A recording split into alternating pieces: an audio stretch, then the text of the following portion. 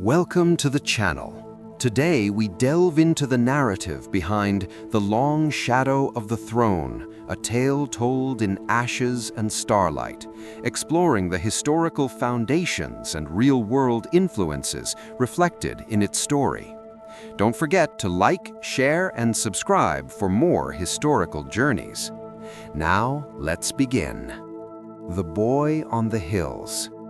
Long before Jerusalem had walls worth singing about, a boy with sun-browned arms kept his father's sheep outside Bethlehem.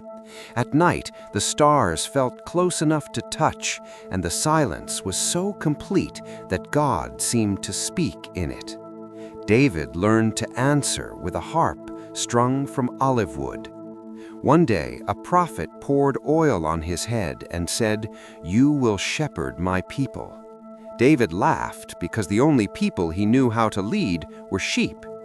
Years later, when he wore a crown and carried Goliath's sword, he still slipped away to those same hills. He would lie on his back, look at the same stars, and whisper, "The promise is bigger than me. Let it outlive me." The temple that blinded them. Solomon built a house for God out of cedar and gold until the sun itself seemed jealous. Caravans came from Sheba and Ophir just to stand in its courts and forget how to speak. Inside the palace, 1,000 wives brought 1,000 gods on their breath. Outside, the people hauled stones and paid taxes until their backs curved like bows. When Solomon died, the kingdom cracked along lines older than his father's songs. 10 tribes walked north and said, "We will not serve David's house anymore." Only Judah and little Benjamin stayed, clinging to Jerusalem the way a child clings to a mother's sleeve in a storm. 2 altars, 1 broken heart. In the north, they crowned Jeroboam and set up golden calves so the people would not go up to Jerusalem. In the south, they kept David's lamp burning, but the oil was often mixed with blood. Prophets ran barefoot between the kingdoms, like men trying to wake sleepwalkers on a cliff's edge.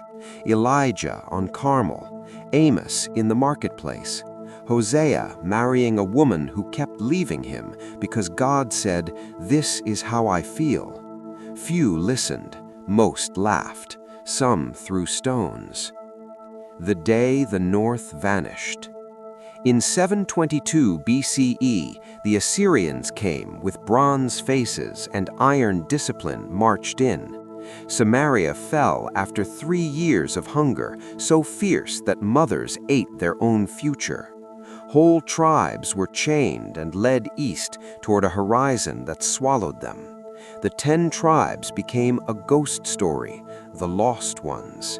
Judah watched from the south and told herself, "It can't happen to us. We have the temple. We have David's line." The prophets answered, "Exactly. That is why it will." The slow bleeding of Judah. Good kings came like spring rain. Hezekiah, Josiah, tearing down idols, finding dusty scrolls, making the people weep with sudden memory. Bad kings followed like drought. Manasseh sacrificed his own son in the valley of Hinnom. The smoke rose for years. Isaiah walked Jerusalem naked and barefoot for 3 years as a sign. No one likes a prophet who ruins dinner parties. Still, in the dark, Isaiah spoke of a maiden with child, of a shoot from Jesse's stump, of a king whose government would rest on his shoulders like light. The day the temple burned. 586 BCE. Nebuchadnezzar's siege towers kissed Jerusalem's walls. Famine gnawed the city until bones showed through skin. On the 9th of Av, the unthinkable, fire inside the Holy of Holies. Gold melted and ran like tears down the stones.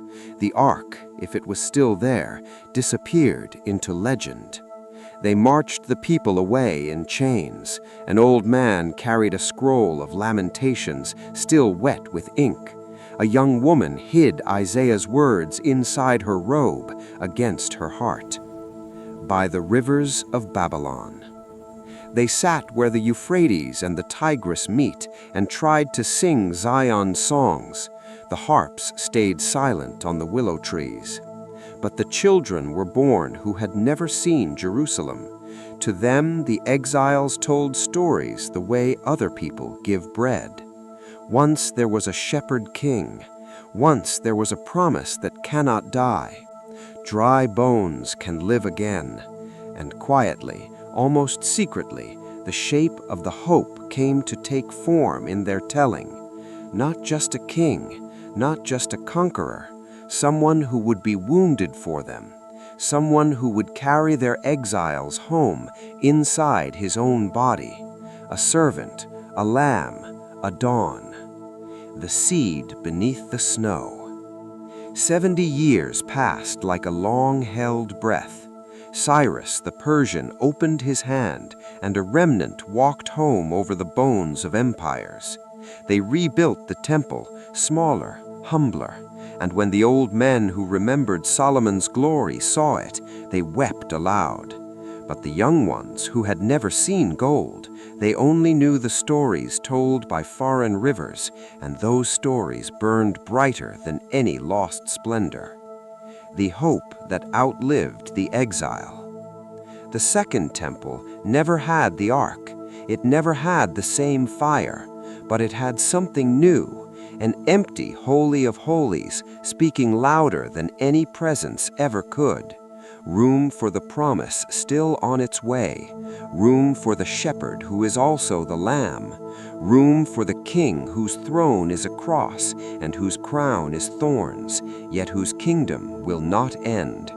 And somewhere on a quiet night outside Bethlehem, the stars still watches over a few sheep, humming an old song from the hills. He smiles because he knows the secret the exiles learned in Babylon. The story is not finished. The throne is still empty. The shepherd is coming.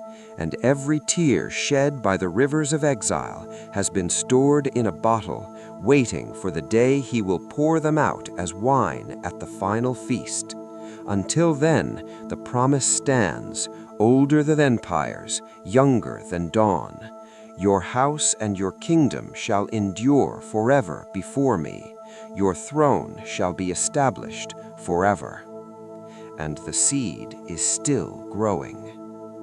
Thank you for tuning in. Don't forget to like, share, and subscribe for more content.